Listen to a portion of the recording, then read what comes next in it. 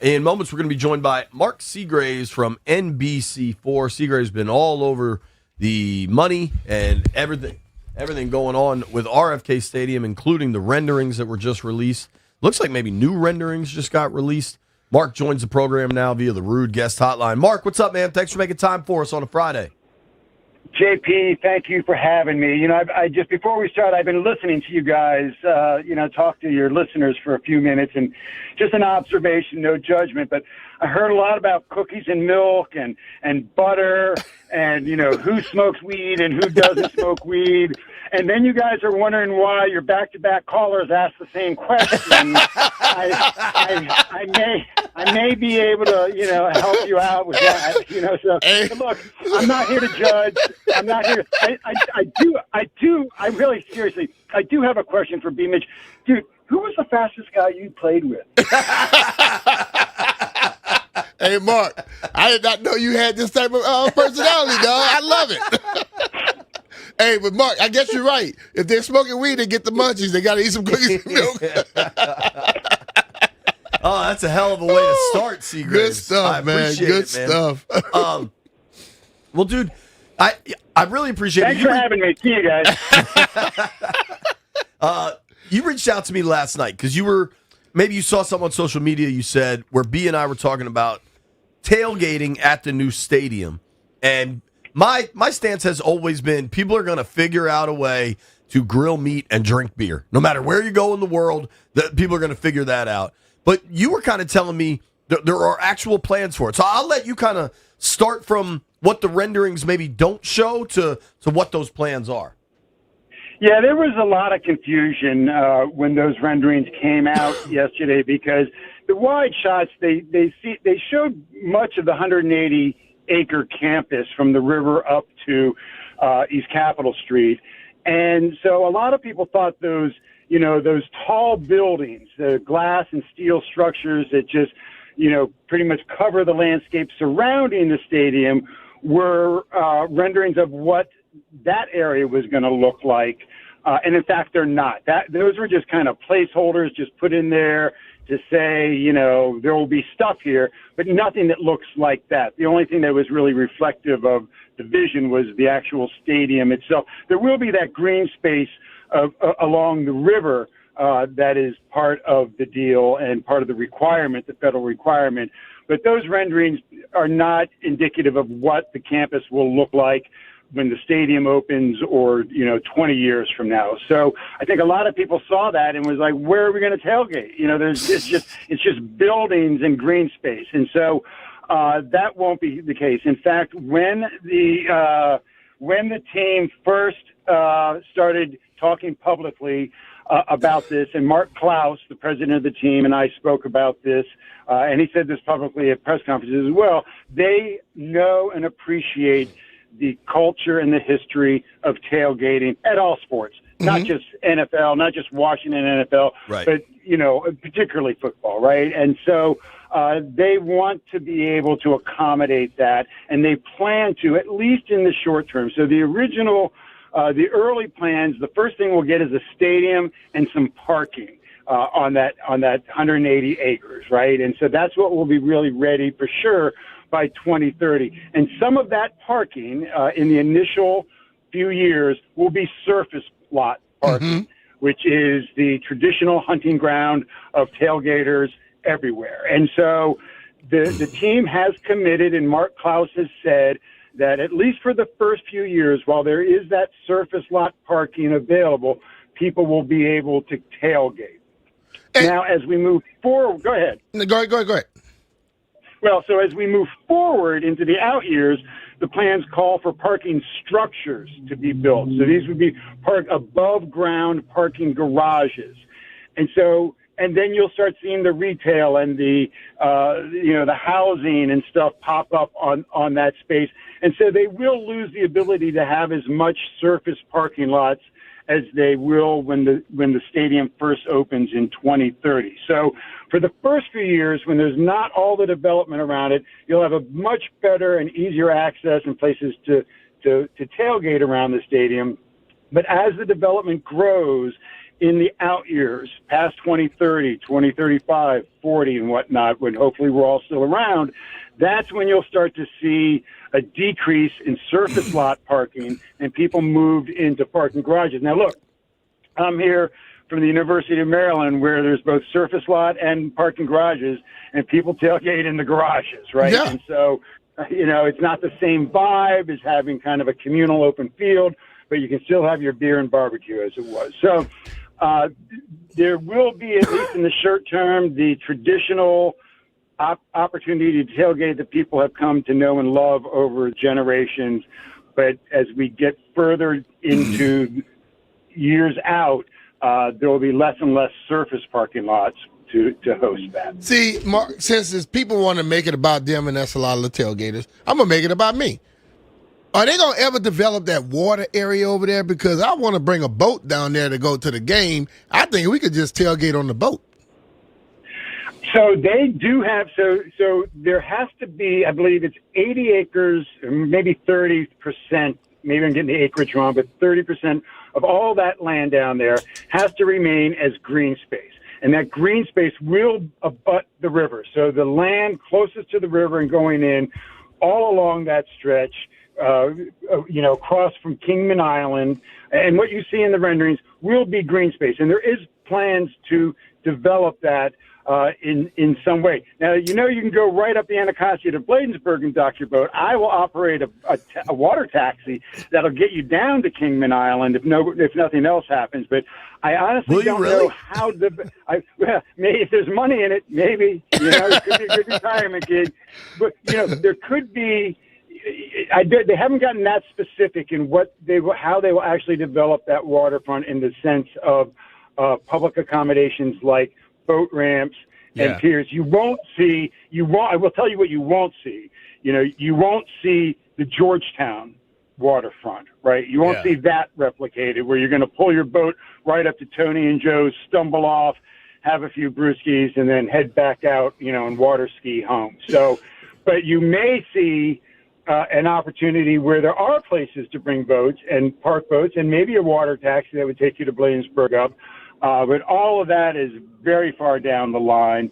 But now, because you have said it here, it's part of the conversation. Yeah. So I'm with that. A buddy of mine, because I've talked about wanting to be able to take a boat there, right? A buddy of mine took his boat up the Anacostia, and he told me this, and I'm looking on Google Maps right now.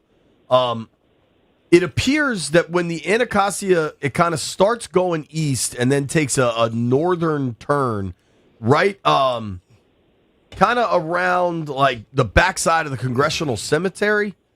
That there's like That's correct. Dam. There's a dam or something there. There's a CSX bridge. A railroad bridge? Yes. Okay. Right.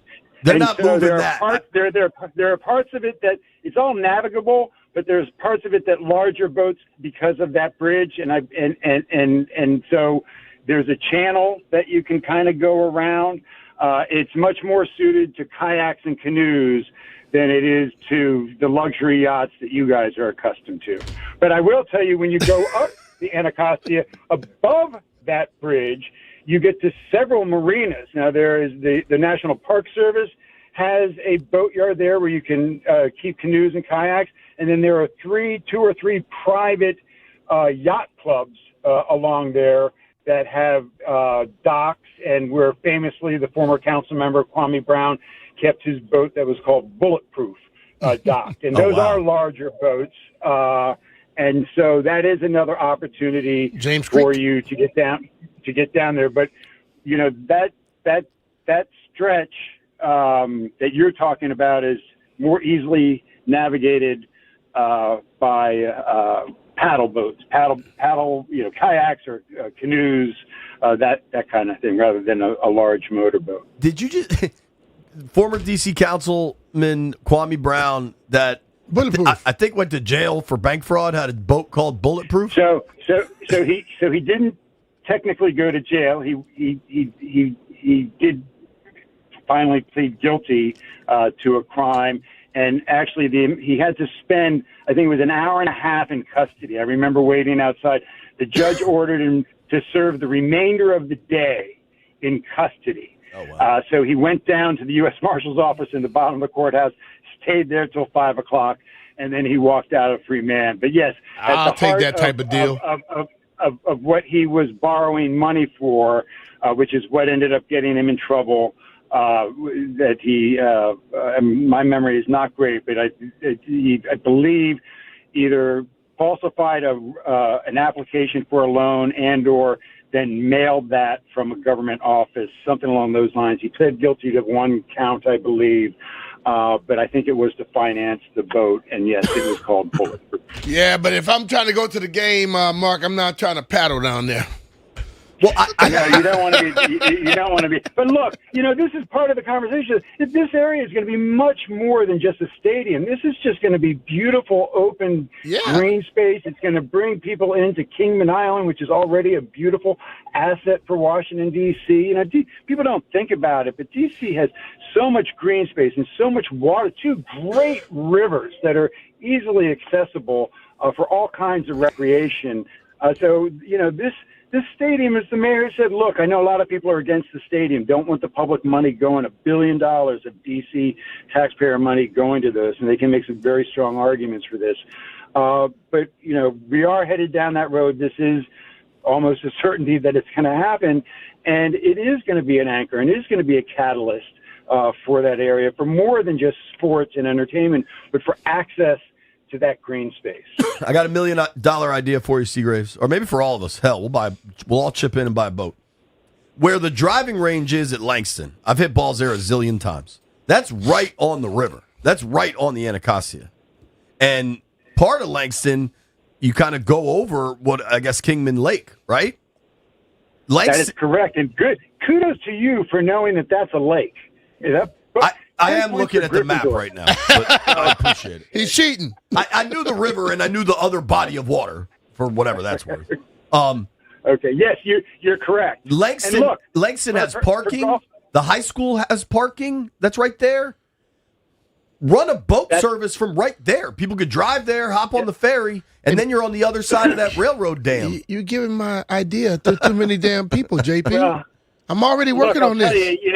You mentioned Langston. Langston is one of the most historic African-American golf courses in the country. It Absolutely, has a storied, honored history here in Washington, D.C. Continues to provide access to golf for inner-city youth at a rate that is just magnificent. And we know that the future of Langston is in question right now because of the Trump administration taking over the 3 golf courses here. So anything could happen down along Langston now that, like you're talking about. So, we'll just have to wait and see, what happens there. But you're going to see a lot of development down. I mean, just look at the waterfront around Nats Park and how it has slowly matured into what it is, right? That, there was the catalyst of the federal Department of Transportation and that whole, Navy Yard that started before the stadium, the ballpark, but now you have the ballpark there, and just look at that waterfront. So I think you'll see some parts of that around Nats Park, but because the Anacostia isn't quite have the girth of the Potomac, as it were, it's going to be a little bit scaled down from that. But you'll see much greater access. Last thing, this is a good question from my friend Mitch Tischler, who's listening. The Nats could have buried the parking garages and provided views of the Capitol. The Learners shockingly cheaped out, did not do that. The parking garages block the views when you look out from center field. When you say they're going to eventually build garages or parking structures, as it were, at RFK, I imagine those won't be blocking views looking down East Capitol, right? Or what is that plan? Correct. So one, I will just say, and forgive me, I haven't been to any other stadiums, but I know there's a stadium where they've replicated this, where the design for the new Commander Stadium is it will be sunken into the ground. So as to keep that vista of the monument down East Capitol Street unobstructed. And so I know there are some stadiums when you walk in from the street level, you're actually like on the second level. Yeah. Right. And then you would walk down to the field. That's how the Commander Stadium is going to be. And so that will allow that vista to maintain. and there won't be anything between the stadium and then in the river. The parking garages have to be above ground because you're so close to the river. They're very limited as to how down they can go in any of this development. So everything has to go up. It all has to be vertical here. That will go over between the stadium. Say if you're at an East Capitol and you're looking at the stadium toward the river, we go to your left to the northeast side. Up towards Oklahoma Avenue, kind of? You're looking at the map, aren't you? I am. I did know that, but yes, I am looking. Yes, that is exactly correct. Oklahoma Avenue. So that lot where you have the fields at RFK currently and the bridge that takes you to Kingman Island and where the metro train elevated tracks go above, that's where they would put the first parking garages. And the neighbors have already made this an issue and have gotten a commitment that those structures won't be so high as to block their vista of the green space along the river. Mark, tremendous information, Appreciate man. you, Mark. Thank you for making time. Dude, I love being on your guys' show. I always get calls from my friends who have no idea what I do for a living when I appear on your show. So, Thank you, Segraves. Thank you very much. Enjoy the weekend, man. The great Mark Segraves. Give him a follow at Segraves NBC4.